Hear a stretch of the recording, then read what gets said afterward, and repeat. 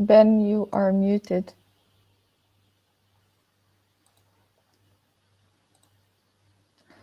Okay, Ben, can you hear me?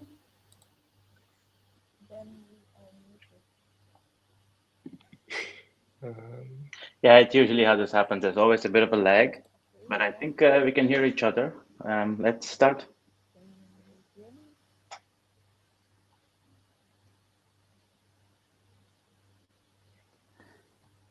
Yeah, it's usually how this happens. There's always a bit of a lag, but I think we can hear each other.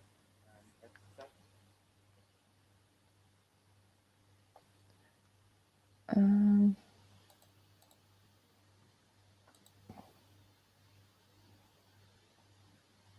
I'm not really sure what's happening here.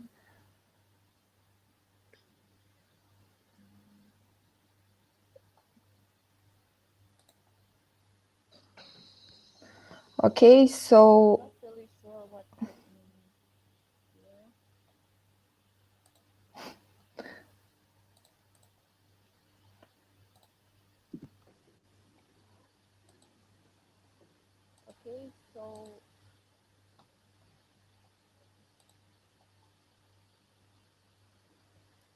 okay, so I guess that you guys can still hear me with a bit of a delay. Do I still have an echo? No, you're fine. You can carry on. Okay, then I will just start with my first question. I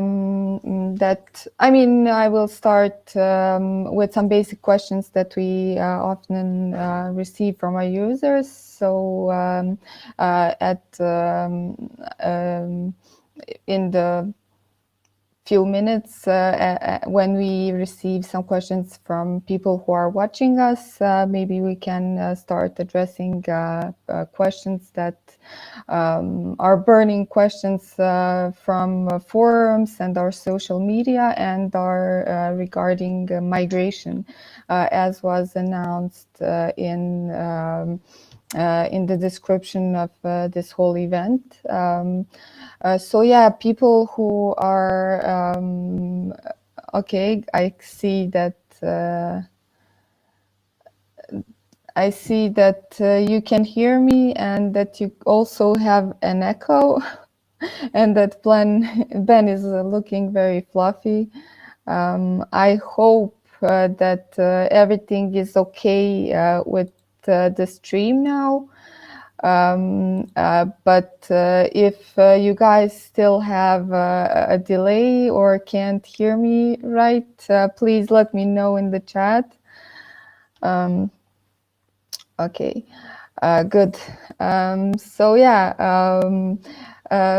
welcome all to the webinar, and it's good that you're all with us. I see that we already have 40 people, so I guess there will be quite some questions regarding migration, especially since we still have left, I think, 2 months until the deadline that is announced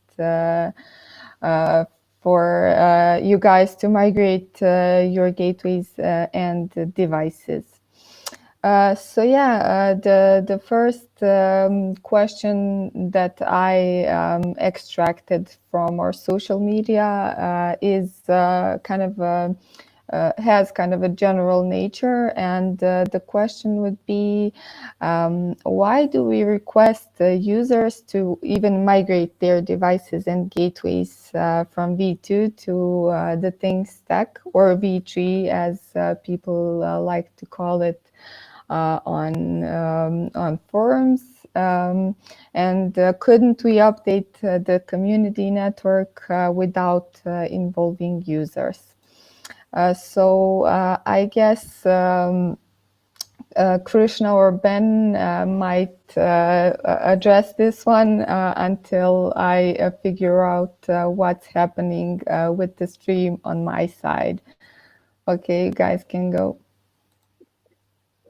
Krishna, you want to go ahead? Yeah, sure. So the reason why we have a concept of migration is that the Things stack and the Things Network V2 are completely separate entities. So they are in the LoRaWAN space, they are two different network servers, and in the general computer space, they are two different servers with two different endpoints. So they are two different systems running in parallel. And the nature of LoRaWAN is that a device at any given time through a gateway can communicate with only one server. And if you require it to speak to another server, for example, your only option is to migrate. Of course, you can have some sort of a LoRaWAN roaming agreement between the two servers where you can still keep the old one.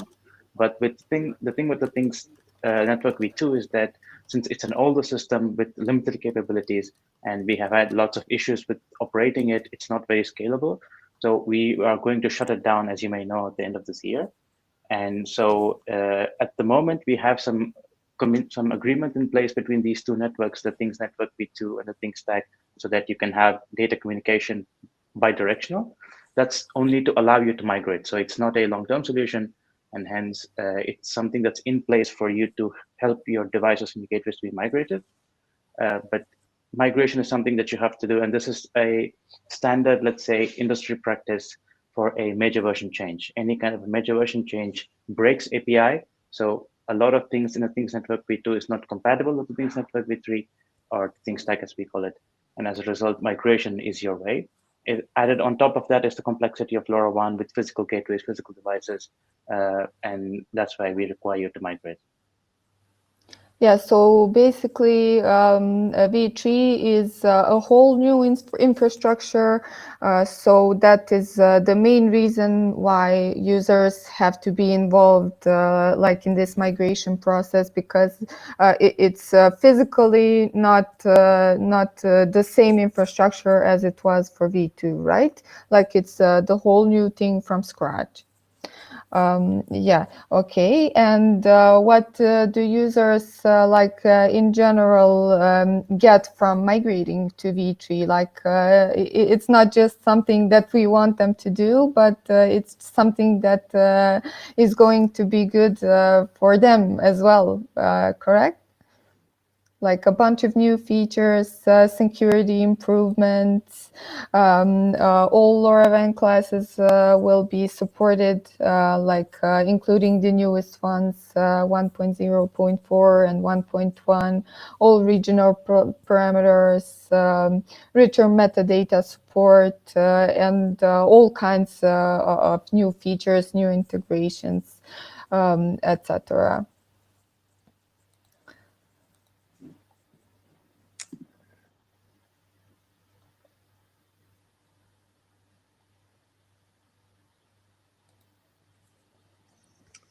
Yeah, there are also some new initiatives that we have, like the device repository, which are designed to make life in the Things stack and adding LoRaWAN devices easier. So I think as people adopt the Things stack and discover the power and the ease, and we also work out the kinks with making it easy to harness all of the additional power that's in the Things stack, then people will really see the benefits. Yeah, yeah. So yeah, that's basically the answer to this question of why. And in the rest of the webinar, I guess we will talk about how. So I see that we already have some questions in the chat on YouTube. So let's see if we can answer some of those. One person is asking about a Dragino gateway. It's not clear how to migrate that. Does it need a firmware update? I guess the best advice that we can give here is that you can follow the documentation. I don't know if maybe Krishna or Ben had their hands on this gateway at some point to give something more in detail about this specific gateway. But yeah, do you guys maybe have an idea about the firmware update? Not about the firmware update specifically, but the guidelines for migrating from V2 to V3 are pretty simple. You can remove the gateway in V2 and add it in V3, and then we have documentation for adding devices or adding gateways using Basic Station, preferably, or using the UDP packet forwarder, which I'll post in the chat. There shouldn't be any. If you can connect the gateway to V2, then you should have no problem connecting it to the ThinkStack. But please reach out to us if you can describe the problem more specifically, so we can try to understand what the issue. I just posted a link to our documentation where we try to address most commonly used gateways and how to connect those to V3. So I guess if you have some kind of more specific problem with following the documentation, you can always reach out to us on forum or create an issue on our GitHub repository, and we will try to help or address the issue if it is on our side. One more question is, does LMIC library support V3? As far as I have seen from the forum, people are already using the LMIC library to connect to V3. But as far as I could see, although I haven't used the library, as far as I could see, the recommended version for connecting to V3 is LMIC 3.3.0 or higher.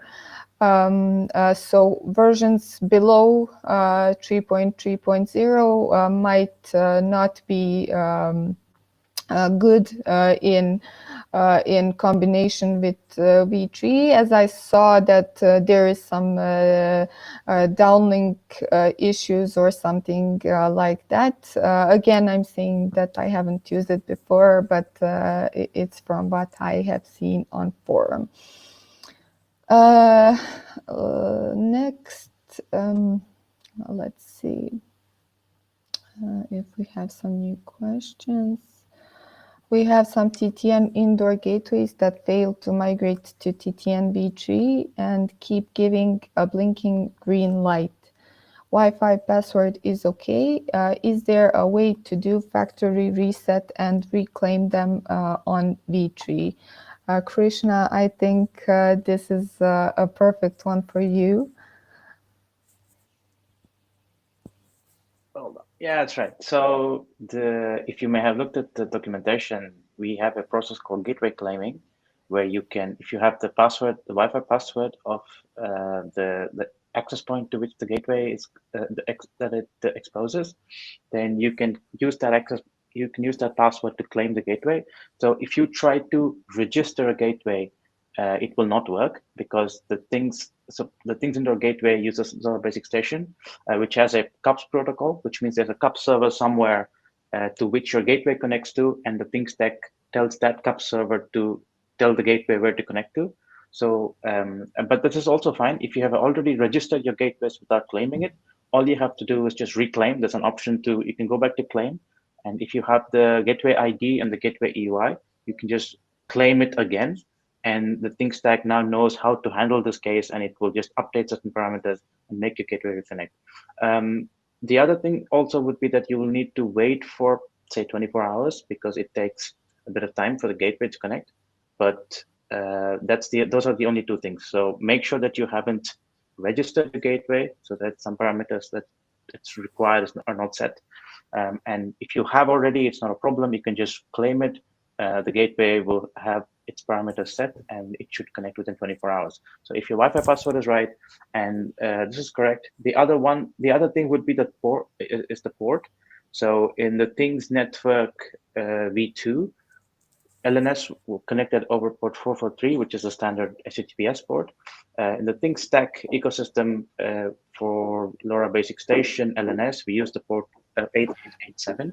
So if your network has a firewall, you need to allow outbound connections to 8887. So if you can manage to check all of these, then your gateway will be able to connect. Okay. But we recently had a set of documentation for TTIGs on our documentation page. So I guess it would be useful to read that. I might post that in the chat as well. So anyone. I just posted the. Oh yeah. I just posted the instructions for claiming the TTIG. So if you had the gateway activated on V2, then you should be able to, you should just be able to claim it in V3, and via cups it will reconfigure itself. That's what Krishna means about 24 hours. I'm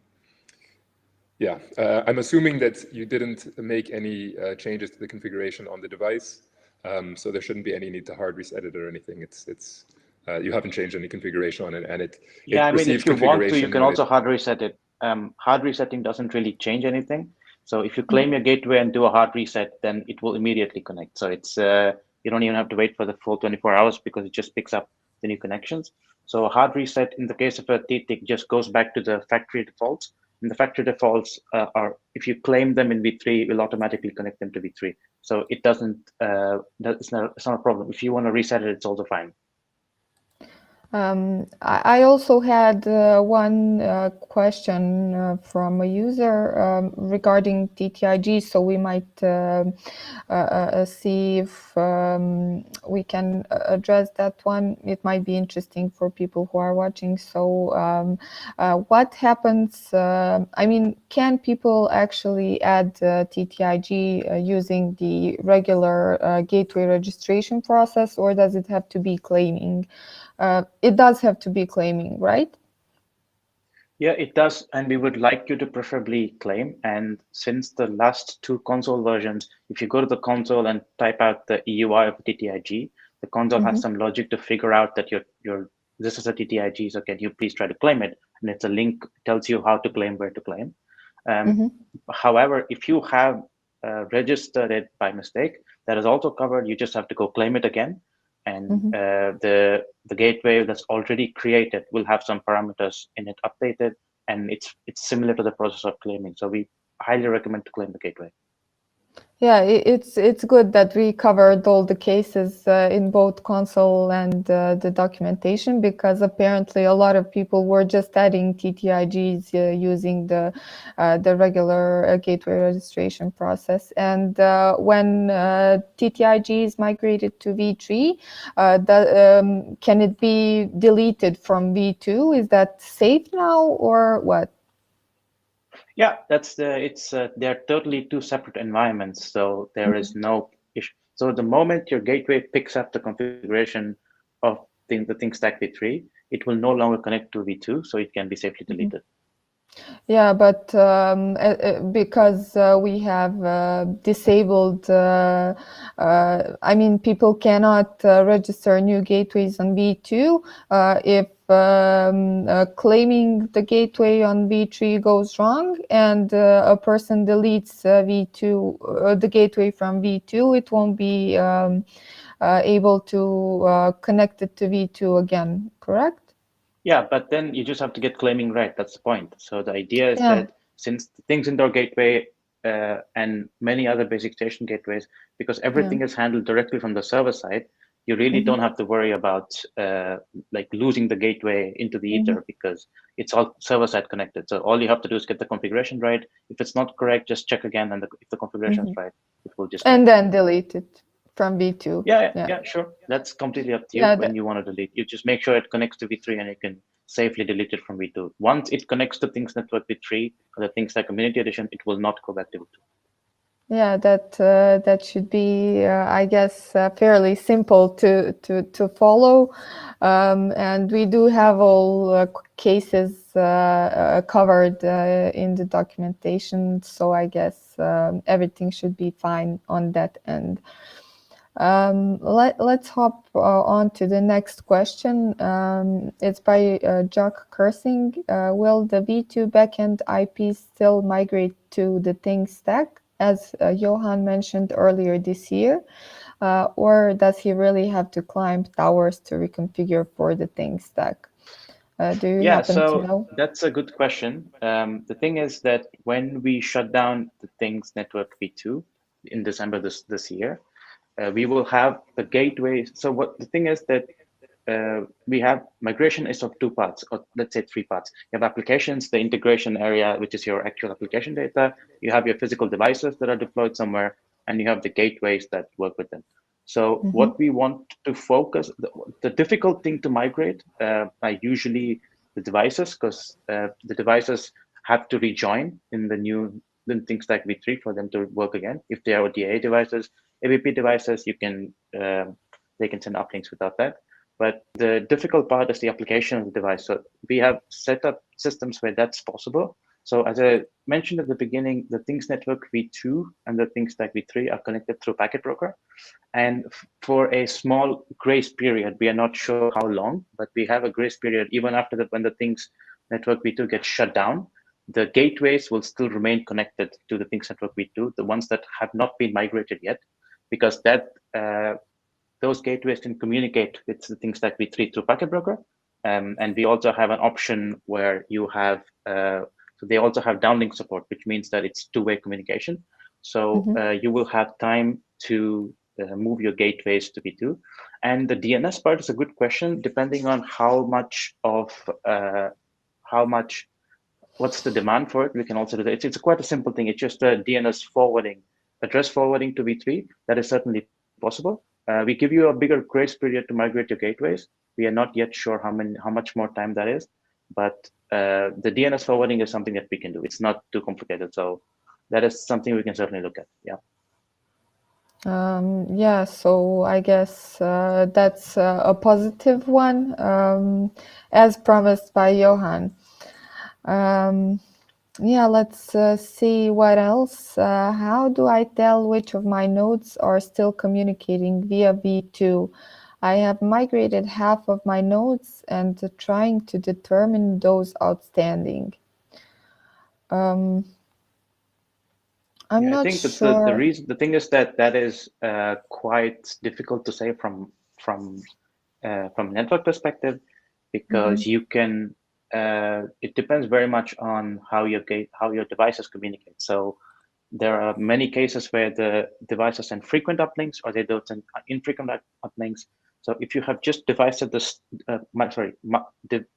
migrated the state of the device only, and you have waited for a certain amount of time and you don't know where it's communicating, then the best way is to just invalidate the app key. So that the migration tool does that already, which means that if your device has been migrated to V3 and it is within the gateways also covers your devices, then the best thing you can do is just invalidate the app key. You can sort of flip the last 2 bytes of the app key. So when the device, if the data gets duplicated, so what happens is that we have this, we call it an offloading bridge. It's basically a V3 gateway server component that's been modified to work with V2 and V3, and that's installed in all of the Things Network V2 clusters, which means, so all your data that goes to V2 gets replicated. One copy goes to the Things Network V2, one copy goes to the V3, which is why we ask you to clear the app keys or delete the device once you perform migration, because the data goes into 2 places. So if you have invalidated the app keys or the session keys, for example, for AVP devices, then the duplicate that goes to the Things Network V2 will just be dropped because it's invalid since the app key is different. And the same data will be in V3, which becomes valid. So if you want to know, you have to look at traffic on your nodes to see if the traffic ends up in V3 or if it gets dropped in V2. So that's a clear sign of whether your devices, where your devices are transmitting. So it's important to note that we split the traffic to V2 and V3, and you can sort of choose to turn off in one and turn it on in the other. And so that allows you to maintain your existing gateway connections, maintain your existing device in its own location, but then do the migration purely on the server side. Mm-hmm. Yeah, so there is a way to tell, but you have to look at the device traffic and analyze it, right? How can we remotely migrate Mutlitech gateway with old TTN packet forwarder installed from SSH? Yeah, so it is depends it very just... much on the packet forwarder, actually. If you're using the gRPC packet forwarder, it was never... So I guess you mean to say the packet forwarder by cursing, the MP packet forwarder. And Yak has super nice documentation there. And we also have documentation on the stack in our documentation page to migrate them. If you mean by TTN packet forwarder, the gRPC based packet forwarder, that was never officially supported, and we don't support it for V3. It used to work with V2, but it's not an official product, and with V3 we don't support it at all. So if you're just talking about the MP packet forwarder, then there's documentation for you to migrate it. So it wasn't an official product, and you can't really tell for sure. No, the gRPC-based packet forwarder, no, it's not. We used to call it the TTN packet forwarder, and these names are a bit tricky once in a while. So if you're using the MQTT-based packet forwarder, then we have options for it. But if you're using the gRPC-based one, which we used to call the TTN packet forwarder, then that's not supported in V3. Yeah, I mean, I would also definitely recommend upgrading the Mutlitech firmware, because then you get basic station support. But I think Mutlitech has a issue where when you upgrade the firmware, then it becomes a DHCP host, which is devastating. So yeah, I mean, if you don't want to if you don't have physical access to the device, then you can't really guarantee that when you upgrade the firmware, it's still going to be accessible. So in that case, I recommend just making sure that you're running the UDP packet forwarder on whatever firmware you're running, and then you should just be able to point it to the ThinkStack v3. And we do have the documentation on that, so it would be good to visit our documentation page on how to operate this gateway. And here is one question that is coming a lot, especially on forum, and I also saw someone asking it on Slack, and it's regarding packet loss. Someone is saying that he has a 10% packet loss after migrating to V3. Any ideas why? I know that I read somewhere that up to 10% packet loss can be tolerated or something like that, but I don't really know the reason why. Can you, Krishna, explain us why? Yeah, so what I think those are two separate things, in the sense that there is just 10% packet loss, but that's only on the physical level. So if it's only on LoRa. But the moment the data arrives on your gateway and the network picks it up, there should be no packet loss. So that's not a valid case. So the packet loss that we expect is LoRa packet loss in the air due to interference and blah blah. But we have mechanisms of retransmission or stuff like that, confirmation sending confirmed downlinks, etc., to make sure that confirm uplinks where you get a confirmation, to make sure that the device, the important data gets retransmitted. So the packet loss that you're referring to should only be on the physical layer. If there's packet loss in the network, then it's due to a bunch of reasons. It could be misconfiguration, because in V3 you have much more detailed MAC settings that you have to fill out. And sometimes this migration, you miss out a few settings and there's something wrong. So it's really a case-by-case basis. And if you go to the forum and if you can create a detailed issue on what you're setting, what's your MAC setting, what's your current MAC setting, and what frame counters you're missing, then I think that would be really useful for us to debug. So it's a combination of some kind of misconfiguration or lack of, or some fields are missing, or it could genuinely be a bug in the ThinkStack v3, which can also be figured out. So if you can head over to the forum and create like a detailed report on what frames you are missing, then and if you can also figure out that yes, the data is actually arriving at the gateway, it's arriving to the network, but it's not being processed through the application. That is something we can look at. We don't think that's the case, but it's always a good thing to take a look. But please create some, give us some logs, or let us know how you are determining that it's 10% packet loss, and we'll be able to help you out. It could also, I know that there was an issue where a lot of channels in the device repo channel configurations were written incorrectly. Yeah. So if it's really consistent, it could be something like that, where one of the channels that the device is expecting data on is incorrect. But yeah, we further. So it was a funny situation. There was some kind of template, and everyone was just copy pasting the template, and the frequencies were wrong. But that's fixed now, right? Yeah, and that only affects the things UNO ABP. For every other case, it's not a problem. It's only for the it's for the things UNO ABP only, and things UNO ABP EU 868 only. And there are only a few devices which have actually fixed them directly in our network, so those shouldn't be a problem. But that's definitely a good point. So if you have a misconfiguration of channels, and especially this is a very common case where you migrate the session from V2 to V3 and the channels are not preset properly configured, then you will have cases where and one other thing you could take a look at is also FSPs to make sure that there are no clashes. So the thing is that this is a very specific case, and if you can give us the information of what channel plans you're using and some logs, we'll be really able to help you out. So that's more of a very specific case. Yeah. So if you're using make sure to be up to date.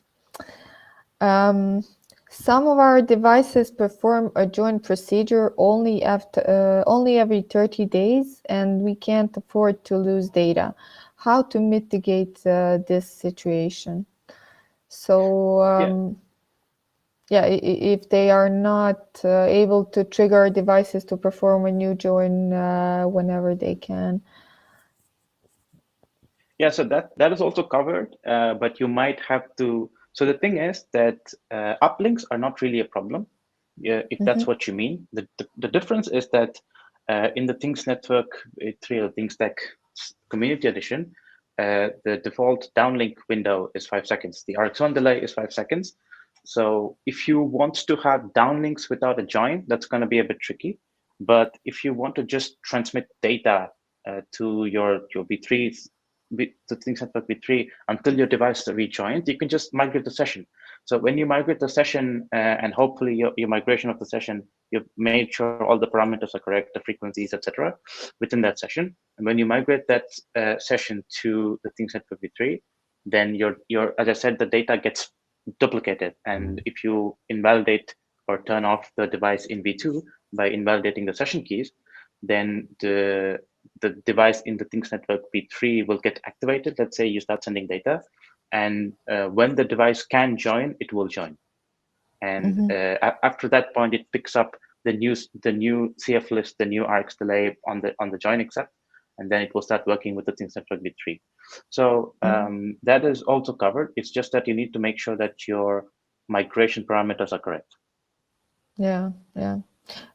Here is an interesting one. If you have a device registered in V3 and in V2, and in view of a gateway on each, will that cause a race condition when a join is made?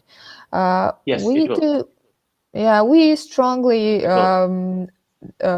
we don't encourage people to have devices registered in both V3 and V2 because of that, right? Yeah, it's definitely going to happen, and we internally used to run some tests to see which one wins. We had some internal races, but it's only purely for fun. Don't do that. So the idea is that when you so now it's the same case. So you have a LoRaWAN device by its nature can only work with one network at a time, or one LoRaWAN network server at a time. So as I said in the beginning, the Things Network V2 and V3 are two completely separate networks, which are of course connected through some mechanisms, but they are essentially two different LoRaWAN networks. So if you have a device registered in two different LoRaWAN networks, that doesn't have to be just, it could be the Things network in chirp stack, whatever it is. If you have a device registered in two different networks and you have gateways that can communicate with both or some mechanism, then the join request is sent to both. And if the keys are correct on both sides, then both of them will receive the join request, both of them will send the downlink. And depending on how your gateway is configured, it will start communicating with one. So let's assume that your device joins on V2, but then after some point it starts communicating with V3, then your device to V3 will all be dropped because it hasn't joined on V3. So make sure that your device only joins in one place. And when you are sure that your migration is done, just cut off the device in V2 by just invalidating the app keys, and it won't join in V2. Or you can just flip the last 2 bits of the app key, just if you want to make it easier, and then the device will join in V3 and will start communicating. Yeah, it's something that we strongly recommend in our documentation, is to either delete the device completely from V2 or to change the application key on V2 to prevent it from rejoining the V2 network. We also had a situation with a person who forgot to delete or to change the app key on V2, so his traffic wasn't coming in V3, but he didn't know didn't know where the problem is. His setup was all fine and everything, but he forgot to do that, and yeah, the rest is history. Next question is, why are the gateway vendors so slow to support V3? No firmware updates, etc. My RUC gateway, I changed the configuration like our instructions say, but there is no traffic in V3.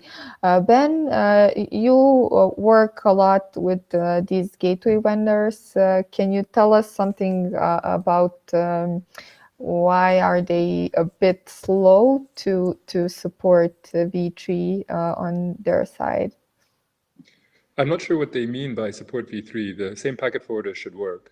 Yeah. Any special firmware updates that some gateways need to have to connect to V3? No. Not really. It's just a matter of the packet forwarder.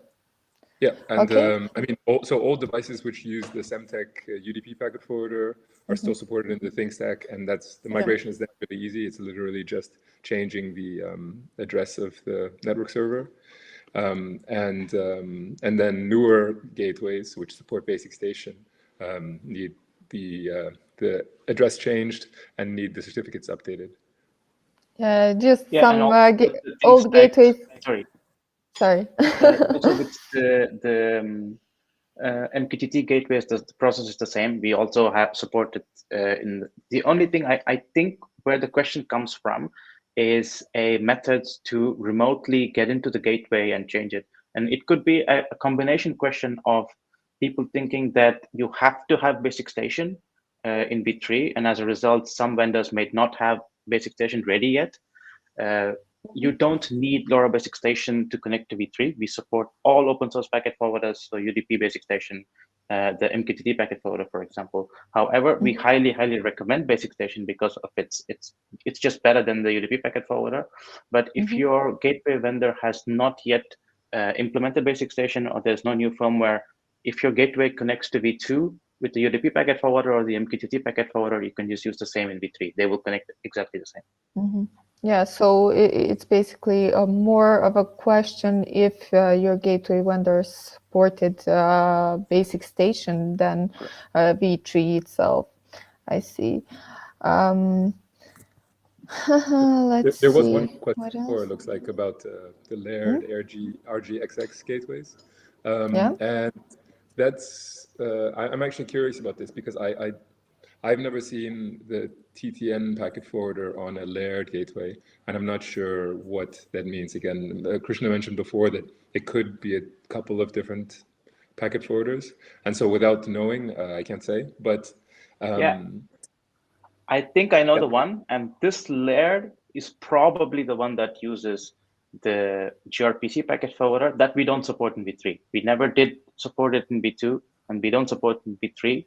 So that particular case where you're using the gRPC based TTN packet forwarder might require a firmware update, and Laird already has this. I know that they do have a firmware update for this. That's one specific case, but in any other case, if your gateway connected to V2, it will connect to V3. It just needs to change the DNS endpoint. Yeah, I mean, his question is just, if it's not broke, don't fix it. I mean, if the gateways are communicating with V2, they will continue to forward traffic until at least December.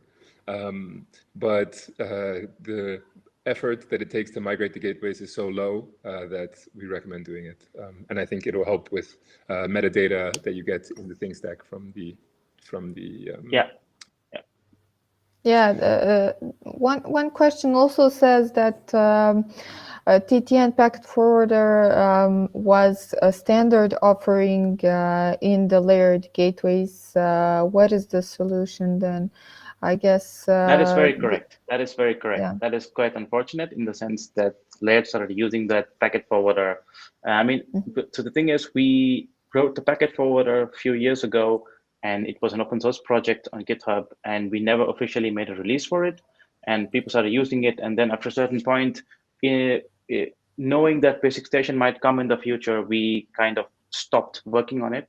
So that is kind of a tricky situation. I really think that you should get in touch with Laird, and we know we have customers of the things industries who have large deployments of these gateways, and Laird is supporting them with that.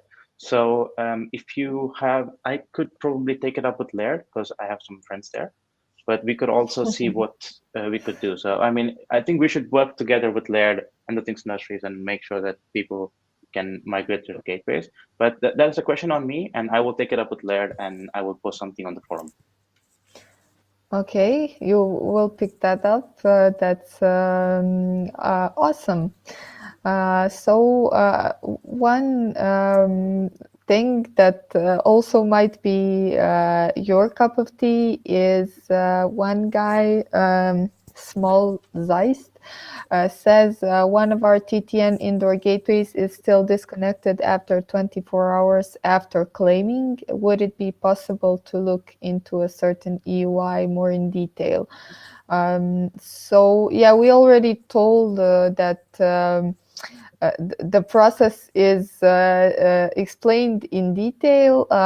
You just have to do it right. But what if something like this happens? Like even after waiting for 24 hours, people see that it simply doesn't work. Should they write us on forum or on our Slack account, or what? Like, what is the next step to do? Yeah, I would make sure to double check, triple check your configuration. If you've done all of that and you're certain and something is wrong, make sure, please write us on the forum. And we do this all the time. So if there's something wrong, you post your EUI, we'll be happy to look at it and see if there's an issue. It's like my experience has been doing this for like a couple of years now, is that 99.9% of the time, it's always some misconfiguration. There could be some case where that's not the case, and we'll be happy to help you out. So if you can go to the forum and create an issue, and create a topic, I'll be able to help you out. Yeah, Krishna is very responsive on our support channels. So yeah, you do that. One also more of a basic question is there any problem if I erase my devices on V2 and then register them from scratch on V3? It shouldn't be an issue, right? The worst thing that can happen if you delete your devices from V2 is, of course, you lose them forever, at least on V2, because V2 is now read-only, and you won't be able to re-register your devices on V2 anymore. But there isn't anything that's stopping anyone from deleting them from V2 and just registering them from scratch on V3, correct? Yeah, that's right. That's correct. So if you are confident that you have a gateway, and if you I mean, if you have a gateway that can communicate with V3, or if you have the devices in the range of a gateway connected to V2, feel free to do that. The only thing is that if you're not sure that your migration is going well, if you say that my device is just going to join in V3, no problems. You can just delete the device in V2. That's not an issue. But if you feel like your device at some point needs to send a few messages first to V3 and then it does a join, so that you need to migrate the session, it might be the case that you're not. You could migrate everything correctly and it works perfectly fine. But just as a fallback, if you want to migrate the session, keep the device in V2. But if you say my device is just going to join in V3, then no issues. You can delete it from V2. Yeah, yeah. One thing that's not a question, but rather a suggestion. Jacques says that a lot of gateway firmware has pre-selected V2 and not V3. I guess once I mean, when we come to the end of V2, we could also contact our firmware, gateway manufacturers to at least update their contents. Oops. To use V3 and just I will say delete V2 from their content, because it's often misguiding users. You suppose that the pre-selected value is the correct value. So it's something that will come in the next few months, I guess. Yeah, that is correct. That is very right.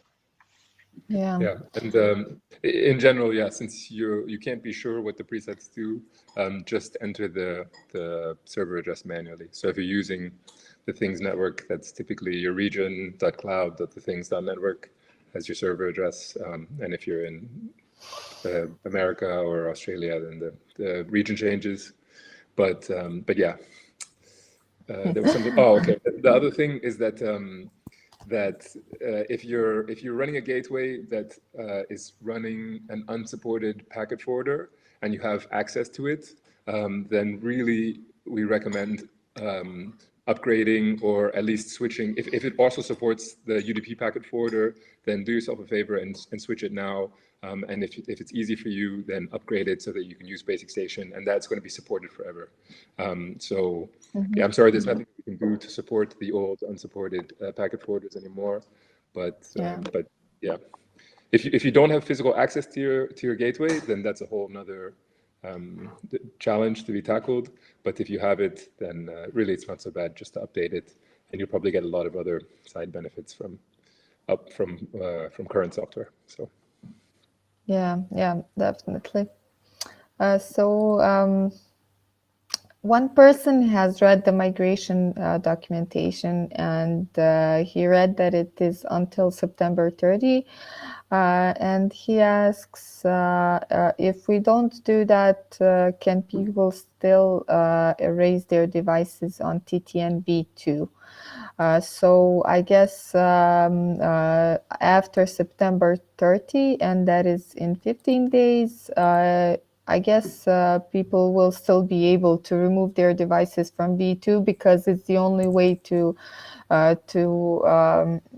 or alter the application key, right? It's the only way to prevent them from rejoining the V2 network, which is something that's necessary in order to complete the migration correctly, right? Yeah, that's correct. And also you will be able to, even after shutdown of V2, you will still be able to, you have an access where you can sort of query the last state of your device's applications from a server. Your devices themselves won't be able to connect anymore, but you can query some sort of data or export it in a CSV or something, which you can use to then register them in V3. Yeah, yeah. I mean, we also have a certain deadline that we talked about, and that is V2 shutdown. The final deadline is December 1st. So all users are kindly asked to migrate their devices and gateways to V3 as soon as possible. For their own sake, and not to feel too pressured by the deadline, but it's soon. So start working on it, people. One question says that he had a failed attempt moving a device with session, and he means an active session using CLI tool, and he had to delete and recreate the device. Why does V3 docs says device address block is different for V3, so sessions can't be migrated? Active sessions can be migrated only in certain cases, and that is from the paid offering of the Things Industries V2 to the Things Stack Cloud, right, Krishna?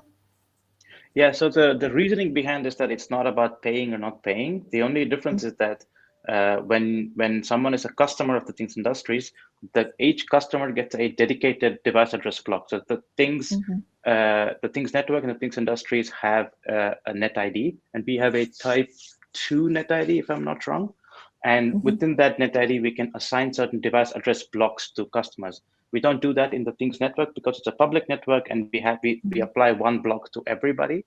So the thing is that it's quite difficult to map your devices from V2 to V3 because the device address blocks are different. So that's the reason why migration with sessions won't work won't work in most cases in V2. It's because we cannot map your device that is in V2 to a device address in V3 because you don't have dedicated device address blocks.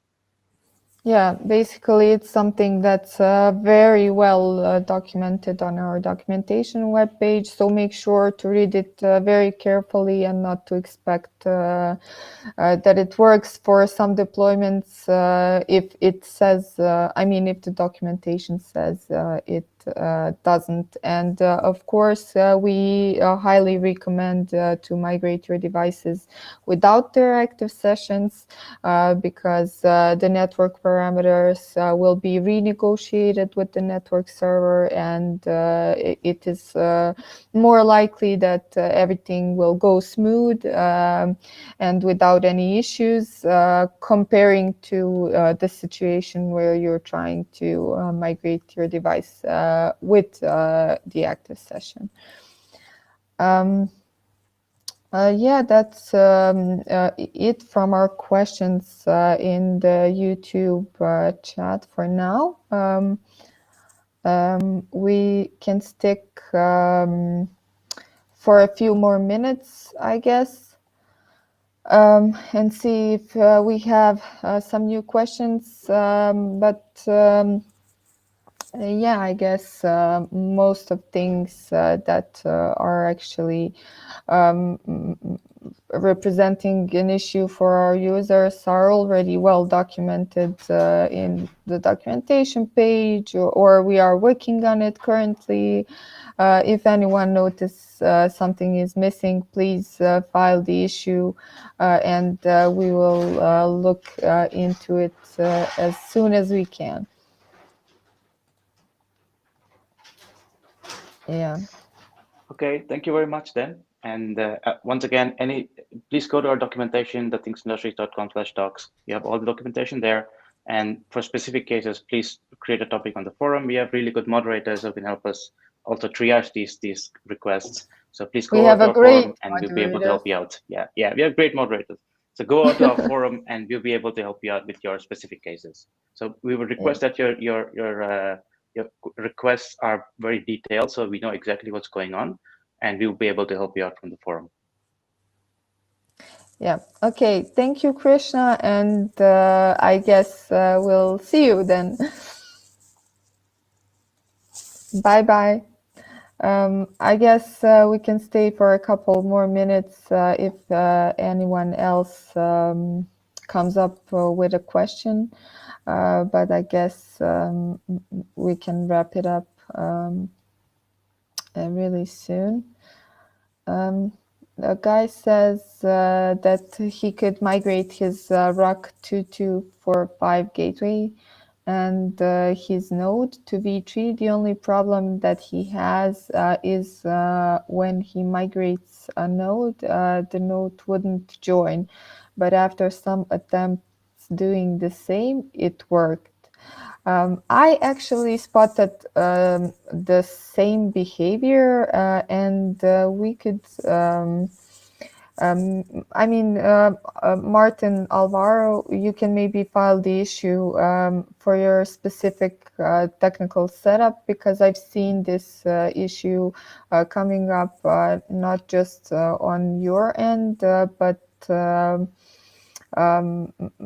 once more, I don't remember where, but it's just a matter of trying to join the network a few times and then it works. For example, I'm using a Arduino device and I also see that behavior on my side and unfortunately, I haven't found the cause or created the issue, but this will maybe trigger me to create the issue on our GitHub account or ask a question on forum, because yeah, I guess if it's not just me and you, there is many people who have that issue. But yeah, it's something that's not just you. Not sure if that's somehow related to devices that we are using or the V3 itself, but I guess we will just have to figure that out. Yeah, okay. I don't see many more questions. I guess